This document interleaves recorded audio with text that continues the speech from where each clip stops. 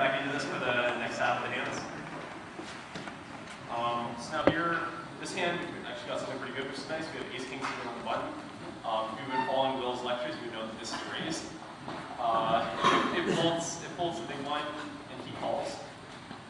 The flop here is fairly mediocre. Basically, our hand isn't very vulnerable against the hands that we're beating. Like, there's some hands that it would be vulnerable against. Like, say he has 9 8 of spades. Now he can hit, a 9 and 8 or a spade. There are lots of ways that he could. There are lots of ways he could win the pot. But the problem is, if we do bet there, he'll usually be check raising us, and that allows him to take the initiative with the hands that win against us a lot, that are currently behind us, and means that he'll likely be winning the pot. By checking here, we basically we're going to keep in a lot of the hands that we really beat. Like say something like he has ace 9 or king 9 or something like that. It has a very small, or something like 8 7. They have like a very small percent chance of beating us, and there aren't that many boards where we're going to need to fold on. And also, as Will discussed in an earlier lecture, you don't really need, when you have a hand where they're going to be calling with all better hands, folding all worse hands, there's not that much incentive to be betting.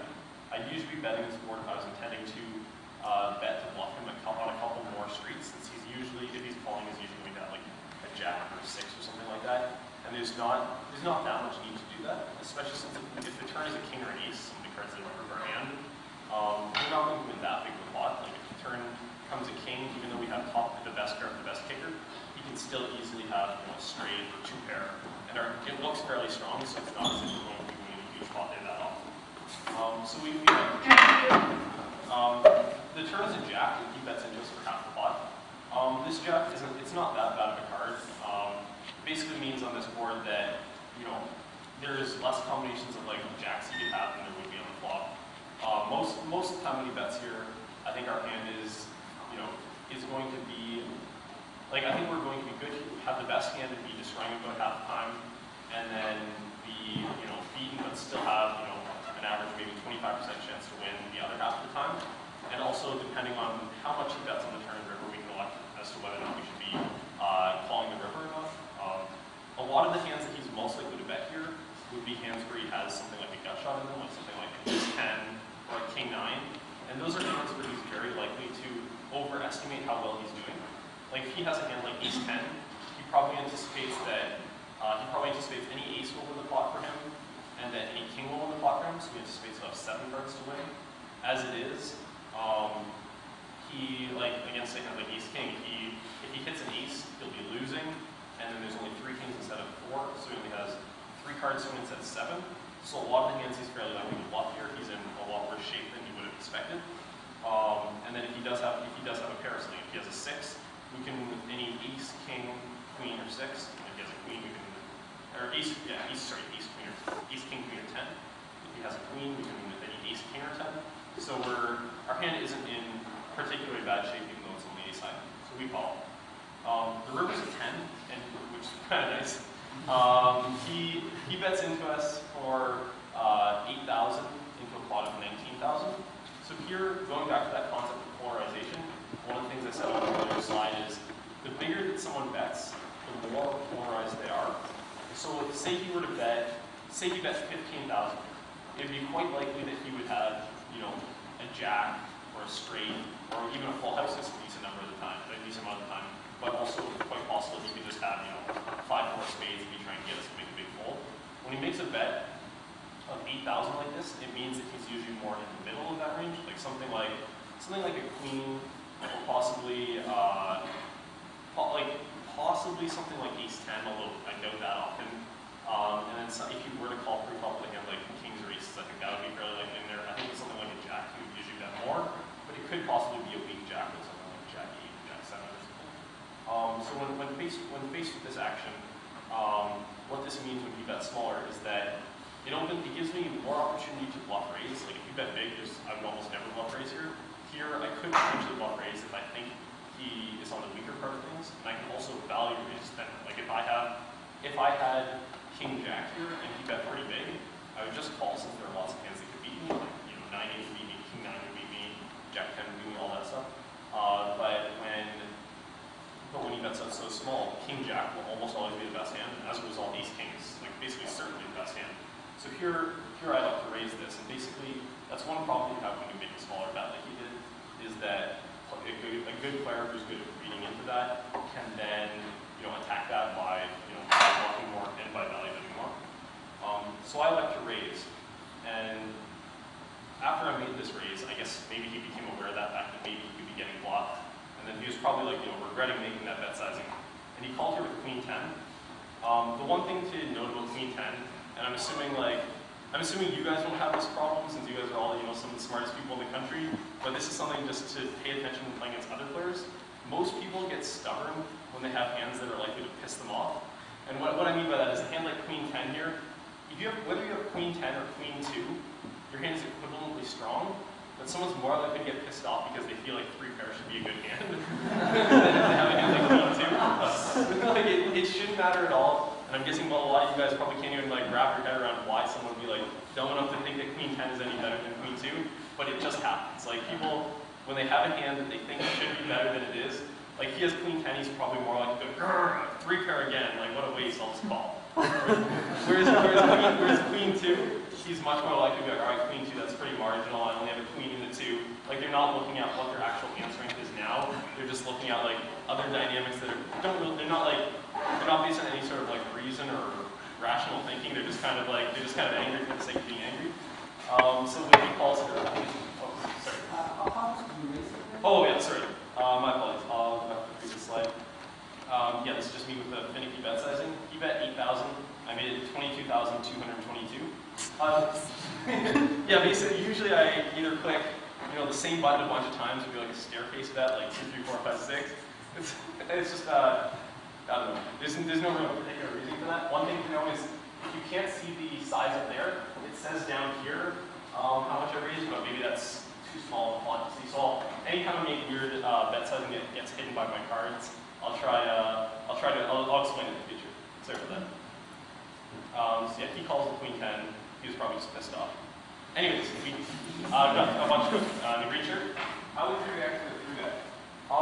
If I was 3-bet there, even though I said this range is usually polarized, sometimes people just happen to bet small with good hands, and when someone gets 3-bet there, when someone 3-bets there, if I think he's a very, very poor opponent who could never anticipate that I have a hand like Ace King, who might re-raise something like 9-8 or Ace Jack, thinking it's the best hand, against an opponent like that, I would call the 3-bet. But most opponents, once they see that raise, they then begin thinking, oh, maybe he slow played Queen Queen, maybe he could have, maybe he could with 10-10. They start thinking about possibly having better hands. Most people only 3-bet for value in that spot, since they don't expect me to be bluffing that often. So I would say basically, okay, if he expects me to have either a value bet or a bluff, when he makes that smaller bet size, I don't anticipate him to be bluffing very often. So the only reason I would ever expect him to be re-raising me is if he had a bluff that couldn't beat my bluffs. But since he made that smaller size, if he thought that I had a weaker hand, he would usually just be calling. So what that means is, as far as partitioning the parts of his ranges, he would usually only be re-raising there if he thinks he can beat my value bets, since I didn't think he would be bluffing that much initially in the first place. So as a result of that, I would only be calling with a 3-bet if I think he's the type of opponent who's so weak that he could accidentally be raising a better hand. So typically I would be folding. I have more questions for Frazier. On the other side, you're on the other side of this, and you're playing an experienced player. Do you ever bluff value bets so that they can't polarize your hand? Yeah, there are definitely situations where you need to. Explain that one. So you have a really good hand, or a really bad hand. Yeah. Then you bet medium, so that from their side, if you have a really good hand, instead of betting a lot, you bet the medium side, and they're like, oh, you kind of have a mediocre hand, I'm going to bet more, not call. Yeah, no, that's definitely something that a lot of players do, because basically when, and it's something that works out quite well, a lot of players, they, poker's all about, making assumptions about the range of hands your opponent could have. So if you, make a slightly smaller bet or a slightly larger bet than you normally would, they can throw your opponent off over the course of the hand. That compounds, and, say if you think it's good to bet 60% on the flop, if you just bet 30% and you think it will completely throw them off the rest of the hand, that often will be a valuable thing to do, because they can then make so many mistakes throughout the later parts of the hand. So yeah, that's definitely something that is good to do, and especially if you know what types of assumptions your opponent is likely making. That's yeah, a very good exploitative approach to be taking if you can anticipate how they will react. Are there any more questions? Okay. Yeah, purple. How would you react to all in on the turn? Yeah, if he had just gone all in on the turn, I would just fold it. If we go back to that, so here he would have had like 70,000. Oh, sorry, actually, on the turn. Yeah, the turn, there was only 10,000 in the pot, and he would have 75,000. If he went all in, I would be folding here like, very happily. I would say I'd be folding, I'd probably be folding any king for sure. I'd usually be folding pocket aces or pocket kings. If I were to see that all in for 7 or 8 times the pot, I'd be calling it if I had a full house. I'd be calling it if I had a good jack, but even a middle jack like Jack 10, it's just such a big bet, it's fairly scary, since there's not that much reason for him to be doing that. Another thing, this goes into the bet sizing thing. This is not that relevant to this course, but it's something that's worth noting in case online poker comes back in the States. One thing a lot of people do is they like making it seem as if they clicked the wrong button. So say here he had 71,000. Often a common bet size for him would be to bet something like 6666. But a lot of people, when you're betting such big numbers, they typo and they'll bet 66666. So then that would be betting 66,000 and 9,000. A lot of players like to fake that they're doing that. So if someone bets 66,000 here, it's often like a mental, you get into like a mental mind game thinking, did he click the wrong number of buttons? Or is he intentionally clicking the wrong number of buttons to make you think that's what he's doing? And this is, so then you get into situations where you just kind of need to guess there. And that's far from like a game theory optimal approach to the game, but it's something that's still, you need to be thinking about those things. And if you were to bet something like 66666, if I had any jack, I'd probably just hope that he just bet the wrong amount and get all in. Then like be real angry when he has a full house or something. So yeah, anyways, and then as far as him going all in on the river, by the river, he has 68,000 and there's 20,000 in the pot. I would say if he went all in, I would likely call, but I would be back on people calling. This is a spot where, like, I mean, he could just be betting a worse straight, like something like King 9. He might think is good almost all the time to be trying to get me called a Jack or Queen or something. And there aren't that many full houses he can have without many 4 kinds. So I would call the all in on the river against most opponents. But against most opponents who say I respect, like say I was playing against Will, and Will went all in on this river, I would anticipate that Will would think that I'd be aware that I have a good hand a decent amount of the time, and as a result, he wouldn't be overvaluing a hand like King 9 or Ace Jack or something, and then as a result that I might fold to Will. And I'm not just setting up a future image for next time we play against each other. But basically, against most opponents, they might just overvalue hands, so I think you would call me on it. Alright, on to the next hand. This next hand, it folds around to the guy in the small blind with Yadigo, and he min raises to 4,000 at 1,000 and 2,000. I've queen 8 offsuit in the big blind, and I'm hitting 4 to 1 odds, and I'm in position. This is a spot where I can be playing a very large number of hands. I'll be like last to act for the whole hand. He can have a very wide range of hands here, and I'm just getting such a good price. I think it's fine to play 75% of hands in this spot, like a very huge percentage of hands can be played. Queen 8 offsuit is definitely one of them. The flop comes Queen Jack 8 with 2 diamonds, which is quite good for me. Here he checks, and what happens is there are certain boards, like as I mentioned earlier, that Ace 8-2 with 2 club board, where the pre-flop aggressor has a big advantage, and the other player is fairly unlikely to have a good hand. And on those boards, you basically always bet. On a more coordinated board like this, where basically anytime I have a Queen and Jack, I have a pair, obviously. Anytime I have a 10 or a 9, I'll have at least a gut shot, and especially when I'm playing somewhat coordinated hands, I'm likely to have something extra to go along with it, like I might have, backdoor flush draws like 2 spades or 1 diamond in my hand. Basically, most hands on this board I'll have something fairly decent. So what that means is on a board like this, it becomes fine for the pre-flop aggressor not to just, bet with all of his hands. It becomes fine for him to check fold a lot of his bad hands. And a bad hand, it could be something like, 5-4 suited that's just useless. Or it could even be something like, say he even has a hand like pocket 7s on this board. Pocket 7s will be technically the best hand right now, a decent percentage of the time, because I won't have Queen and Jack or 8 that often. But say he has pocket 7s, and I have a hand like King 9. It's going to be very difficult for him to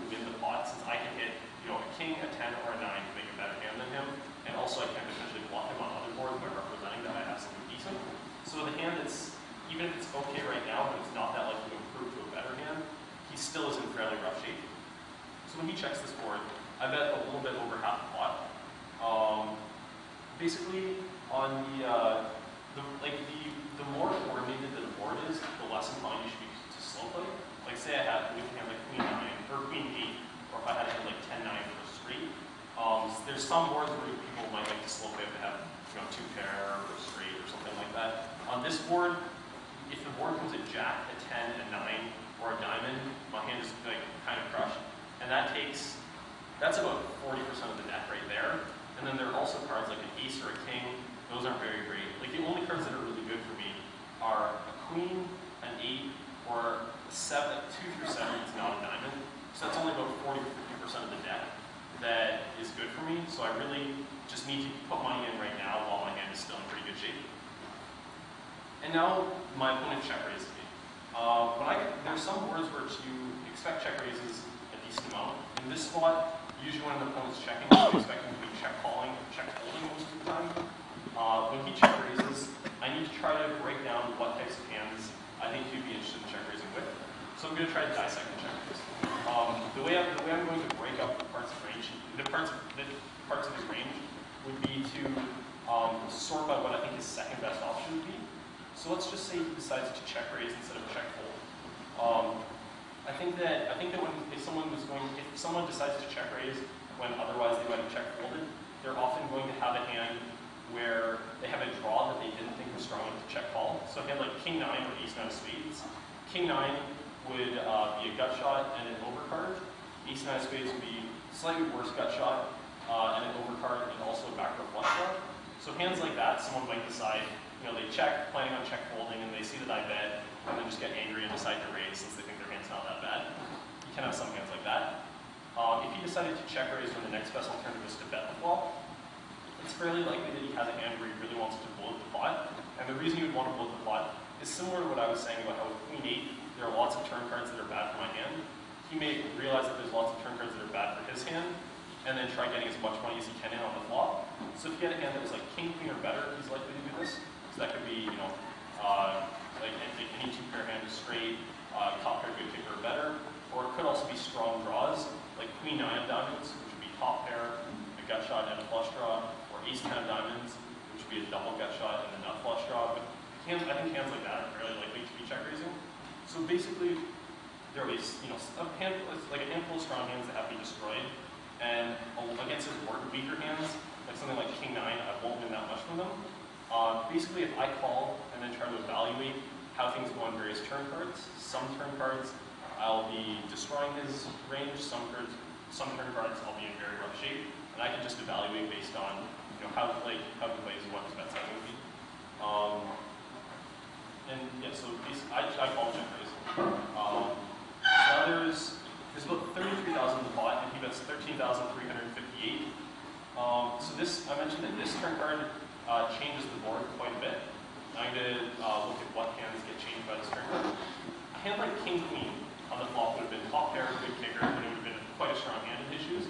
Now that there's an ace out there, either of us could easily have an ace, and a hand like king queen becomes much weaker. A hand like ace 10 or ace 9 could have been like sort of a weaker to middle semi-bluff on the flop, but now becomes a stronger hand.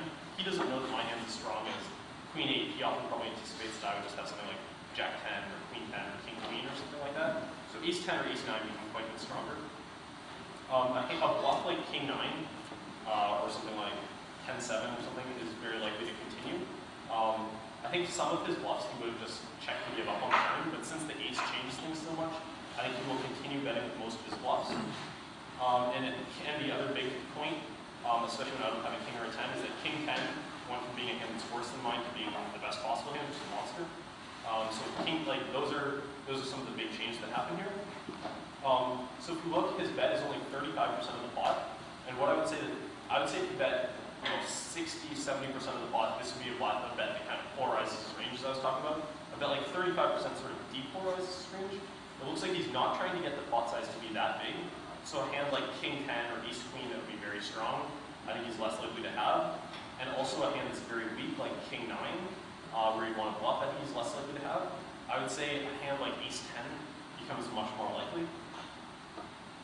So I just call here. I think it's a spot where my hand is usually good. but I'll be able to judge very well in the river what decision I should make based on the action that he takes. The river's the least threatening card possible at 2, and he checks to me. When he checks here, my hand is almost always best. I think he would have continued betting if he had something quite good. And the flush draw misses here, so I think I can value bet a lot of hands here. I like to bet 25,555, and which is just about 40% of the pot. And if I had ace 10 or better here, I would be betting. If I had slightly worse, like if I had say pocket kings, or if I had something like ace 6 of diamonds, I think there are definitely. I'm starting a spot where I don't expect to get called by too many hands, so I would like to just check. But with a hand like ace 10 or better, I would be betting. And then with bluffs I could get here with, I would make a judgment call, sometimes bluff, sometimes not. I think he usually has something decent, so I wouldn't want to bluff too often. And he calls. Now here he calls with king jack, which is quite a marginal hand. But the main point is just that when I'm only bluffing if I have king high or worse, and only value betting if I have ace 10 or better, it doesn't really matter whether he has ace 9 or pocket 3s. His hand will end up being similarly strong either way. I don't think his call is particularly good here, but I'm just saying that his hand is effectively as good a call as if he had called ace 9. Now we get to an opponent. Now we get to a much later stage of the tournament, and we're going to discuss how to react to a very aggressive opponent.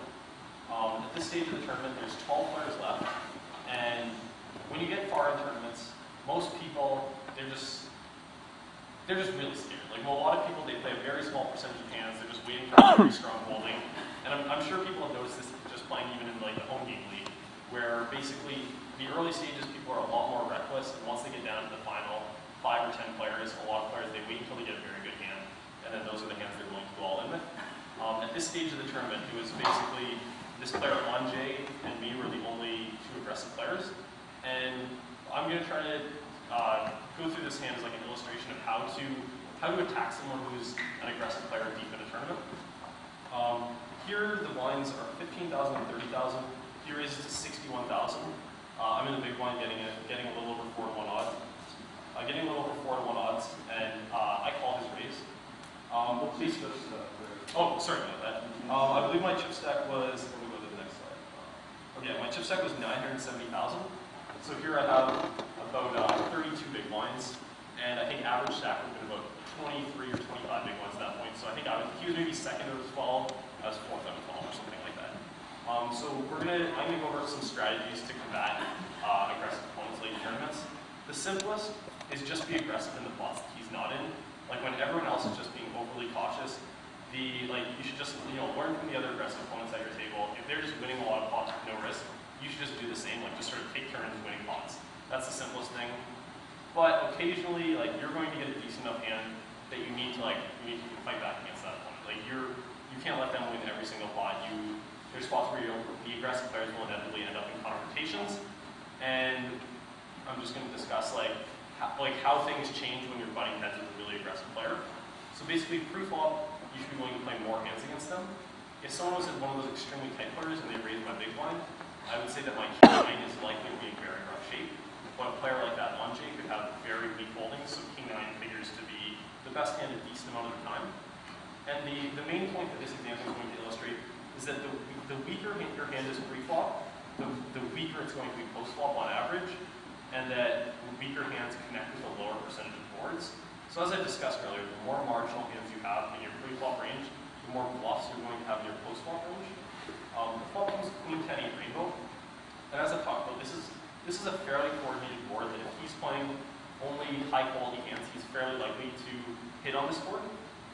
He bets 74,000 at 160,000, and now I'm just deciding what to do. It just has to go on. And I'm just trying to, I just decide to dissect his pre-flop range. This is going to be a fair bit of talking, but I'm just gonna go into it because it's a fairly interesting example. Here I said if a player is raising 20% of hands, you can look at the line of hands that he's going to call with. That'll be any pair, a suited ace 7 or higher, any 2 suited cards 9 or higher, any 2 offsuit cards 10 or higher. On that board, I'm going to say, basically I'm going to break his range into hands that are okay, hands that suck, and hands that are really good. Against this player playing 20%, the only hands that suck and can't really withstand any aggression are if he has a pocket pair of 2s through 7s or ace-7 suited. Everything else will have, you know, something like at least an overcard and a gut shot or middle pair or something like that. And that equates to 3% of hands. If he's opening 20%, that's 15% of his range. And in this board, I said if he has top pair and a gut shot or better, or 2 pair or better, I'll consider those monsters. That equates to 6.8% of hands, or 34% of his range. Now we're going to go to a player raising 50%. This gets to be a lot wider. Raising a pair of 2s or better, any suited ace, any suited king, any suited queen, jack 5 suited up, 10-6 suited up, 9-6 suited up, basically any 2 suited cards 6 or higher, 6-5 suited, ace 2 off, king 5 off, queen 7 off, jack 7 off, 10-8 off, and 9-8 off. I'm sure you guys have encountered some opponents, like when you play online, who just seem to play most hands. And this would be, even though it looks like some of these hands are complete crap, these are still all above average hands, like something like a, you know, queen 2 suited or 9-8 off, those are still above average. And this, against that specific range, if you look through the final bullet, that's a list of all the hands that suck. I'm not going to list them all off, but there's just a whole bunch where it's just undercards or one overcard and then an undercard, or just hands that are not coordinated. And that equates to 16.9% or 34% of his range. And if you look at the previous example, 15% of his range only sucked. Now if you look at his monsters, he has 12.4% of hands on monsters, or 25% of his range, whereas the other guy had 34% of his range with monsters. So if you compare the ratios between monsters to just shitty hands, we have the first opponent, if he were to have 10 value bets, he would have only 4 bluffs, because he has 2.5 times as many value bets as bluffs. The second opponent, for every 10 value bets, he has 14 bluffs. So comparing these 14 bluffs to 4 bluffs, that means the second opponent, even though the board might look like it hits both players similarly hard before you dissect his range, the second opponent needs to bluff 350% as often. And that's a huge difference. Like poker, it largely comes down to a lot of sort of minute changes where you alter things by a few percent. But when one guy's bluffing 350% as often as another guy, that just means that he's going to have something that can't withstand that much action on a board like this a very high percent of the time. So as a result, this board doesn't hit him nearly as much as it appears. We like to check raise. When we check raise here, most people don't anticipate it to be a bluff. And what that means is if they have something really strong, like if they have queen 10, or if they have jack 9 for a straight or something like that, they'll typically just try to re-raise when you get all the money in, rather than allow like a bad card to come off on the turn and possibly lose action. So when he just calls here, it usually means that he still has something that's not that strong. Like it could be something like as strong as queen jack, but it's often just going to be like pocket 9s, something that's not as strong of a holding. So when I check raise here, I'm still not that scared. Like he's going to have, just as I mentioned, because his pre-flop range is so weak, his post-flop range is going to be so weak. And now at this point, I bet 2, 3, 4, 5, 6, 7 out of my stack, which is about 720,000. Here I plan on betting the turn and betting almost every river. And here, if you just look at the risk-reward ratio, like let's just assume my hand was complete crap here and I couldn't win the pot in any way. I'm still, the bluff doesn't need to work that high of a percentage of the time. Like say if you look at my turn bet in isolation, I'm risking 240,000 to win 540,000. So it only needs to work like about 30% of the time to be profitable. And then if I get called, there'll be about a little over $1 million in the pot. I'm risking 480 to win $1 million. So again, that only needs to work about 30% of the time as well. So each of these bluffs in isolation don't need to work that often. And then you couple that with the fact that, you know, as I mentioned, he has a very weak hand a high percentage of the time, and that can hit a jack or a king to give me a fairly strong, well, a jack gave me a very strong hand, or a king gave me quite a strong hand. It just means that if you take players who play too many hands pre-flop and attack them post-flop, in situations where you easily have a good hand yourself, it puts a ton of pressure on them. So as I mentioned, as I just mentioned earlier, his really strong hands are likely to re-raise, so his call here on the flop isn't that strong, and then when I bet, he folds. So now we're down to the final 2 players in this tournament. I'm just going to go through a couple of the hands of heads-up play, and then talk.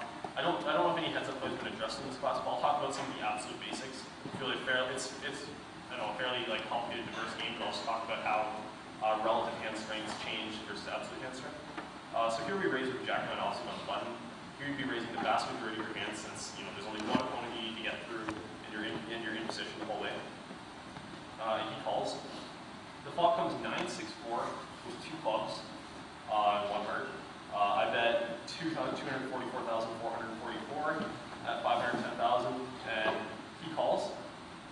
I'm just going to give some very quick notes just on how things differ between nine-handed versus heads-up play. Like as I mentioned, when you're playing against opponents with very wide ranges, they're going to generally have very weak hands pre-flop. Well, when you get heads up, even a very tight opponent will still usually play maybe 60% of his hands, or some very large percent of his hands. And when you're playing against someone who plays tight, relatively heads up, it's still loose absolutely compared to like a nine-handed table. So basically heads up, no one ever really has anything. So when you get something that's fairly decent, it has a ton of value. Hand values go up substantially. And then in the past, like we'll give many examples where you're at a nine-handed table, the pocket's multi-way, and you might just bet once or twice with a hand like top pair. It's not that great, even though it's a good hand, absolutely, it's not that great of a hand relatively. Heads up, you can have a lot more marginal hands and go for more value, just because the other person will have something even weaker a lot of the time. So as far as the hands you could have, I would say if he had a pocket pair of tens or better pre-flop, he would usually re-raise me. And if he flopped a better hand, like say pocket fours or 9-6 suited for two pair, he usually would be check raising me. Similarly, if he had a big pair like king 9 or a better top pair, he'd like to be check raising as well. So what that means is when he check calls the flop, we almost always bet best. The turn is at king, and similar to that example earlier, where the board came something like 9, 8, 2, 10, king. It's a spot where the king can hit me, but it can't hit him because, like, there obviously are a small number of hands he could have where it hit him. Like maybe if he has a king 4 or king 6, or if he decided to call the flop with king queen of hearts or something like that. There are some hands that can have a king, but it's much easier for me to have a king than it is for him. And what we describe this thing as is we describe this as someone's range being capped.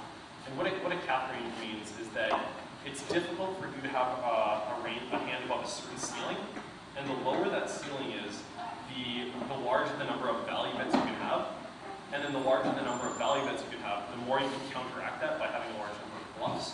So basically, what that means is when someone has a capped range, you can attack them with a large amount of aggression, whether you have a good hand or a marginal hand, and it puts people in weak spots. So here, if I have about 10-9 or better, I can just continue betting. So like Jack 9 would be sort of in the middle to bottom of that range.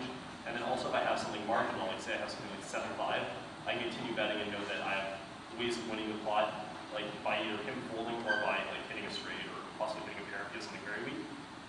So he calls. I bet, well, as I mentioned, or I forgot to mention, I bet 499,999 at just under $1 million. Now there's $2 million in the pot. And yeah, as I talked about, his range here is capped.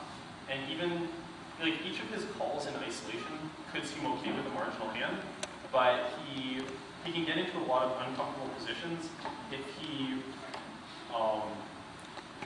even though he's getting 3-1 odds on the turn, when I have a worse hand than him, say he calls me with pocket sevens, if I have worse than pocket sevens, I can still bluff him on the river. So even though he's getting 3-1 odds on the turn, and he'll be getting 3-1 odds on the river, if he's paying, if there's $1 million in the pot, he's going to pay 500,000 on the turn and $1 million on the river, and I'll be betting $1.5 million. That means that there'll be $2.5 million in the pot. He'll be calling $1.5 million.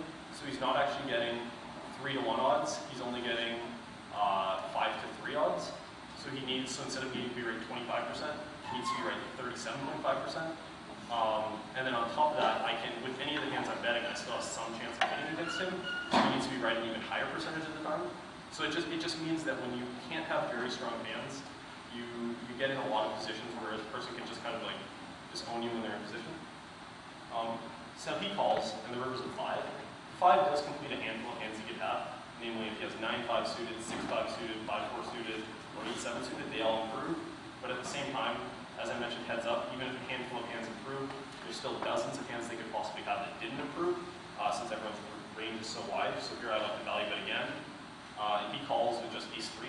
As I mentioned, like, if I could be bluffing with 10-8, or I could be bluffing with Jack-10. There are a handful of hands I could be bluffing with here, but there are just so many hands I could be value betting that even though he is above the worst hands I'd be bluffing with here, it's still, he just puts himself in bad positions by being out of position, and that's something you need to worry about heads up. Now this will just be the final hand here. I raise with 10-8 offsuit. He calls. Flop comes 10-9-4 with a heart and 2 diamonds. He checks, and I bet just under half pot. I bet 300,000 at 680,000, and he makes it 790,000. In this specific spot, I would say an opponent he's likely to be check raising with most of his good hands. Like if he has a pair of tens, I think he's likely to be check raising. If he has a flush draw, I think he's likely to be check raising. And if he has some other hands, like a gut shot, like maybe Jack 7 or King Jack, I think he'll is likely to check raise, as well as an open-ended straight draw, like Queen Jack or 8-7. So there's a decent number of hands he can have there. And I think there's enough value bets and semi-bluffs that he's not that likely to have too many pure bluffs. Like I think he's really just going to check raise ace high for no reason. So I think in this spot, my hands, it's a spot where when he's check raising me with that good hand, he's usually got me beat. Since even though 10-8, like 8 is the middle card, so it might appear as if 10-8 is about an average 10. In reality, if he has 10-2 or 10-5 or something, he's usually folding the flop. And if he has something like a bigger 10, he's usually calling. So even if he has a random sample of hands, 10-8 would be about an average 10. If he has a 10, he's probably got me beat 70 or 80%. So it's not as if I'm in that great of shape. So now I'm going to look at like how we do if we went all in. Here I plugged it into that program PokerStove, which everyone recommend, or which we'll recommend it to everyone. And basically, 10-8 and ace 10 may look like similar strength hands, but when you still like to have a hand like Jack 10 or King 10, something like ace 10 wins 60% against that range, and 10-8 wins 40% against that range. I would have typed it out on the screen, but when I typed it out, it was like 5 or 6 lines because there were just so many combinations of flush draws you could have. Just take my word for it, I guess. So 10-8 off doesn't do as well. And since we're not getting that much value by shoving, we were better off calling and trying to evaluate the most turn cards. While I was playing out this hand, I was explaining to my friend, I'll get it in on most turns, and then if the turn's something stupid like the Jack of Diamonds, I can just fold. Turn is the Jack of Diamonds, and it was just kind of, it's literally the first card in the deck. Pretty much every straight draw you would have would now have either a better pair, or it would be a straight, or if you had a flush, draw, I now wins 0%. Pretty much everything I'm in rough shape, and he makes a bet that seemed that very like when I have 3 million and there's 2.2 million in the pot, I'm betting 700,000 is a type of bet someone often makes when they have a very strong hand and they're just trying to like milk you in the pot. So here I elected to just fold this hand, and it just shows how in poker, like on the flop, I was in fairly good shape. I was like beaten by some of his strong hands, but at the same time, most of his like semi-bluffs I would get ahead of, but on that turn, I just don't really beat anything anymore. And it's just an example of how each card can affect the board texture so much and really affect your potential hand equities. I guess Will, do you want to do the outro for this? Oh no, yeah, that's fine. Yeah, we can just you can just talk about the last one. Okay, we'll make this slide. The result of it was I ended up winning the tournament. Yeah. So yeah, but yeah, basically this lecture I know probably moved fairly quick. But basically, post-flop play it's a lot more diverse than pre-flop play. There's a lot more variables at hand, and there's just many different situations that can come up. I hope that I was able to talk about a decent number of concepts that people will learn from, and if anyone has any questions, just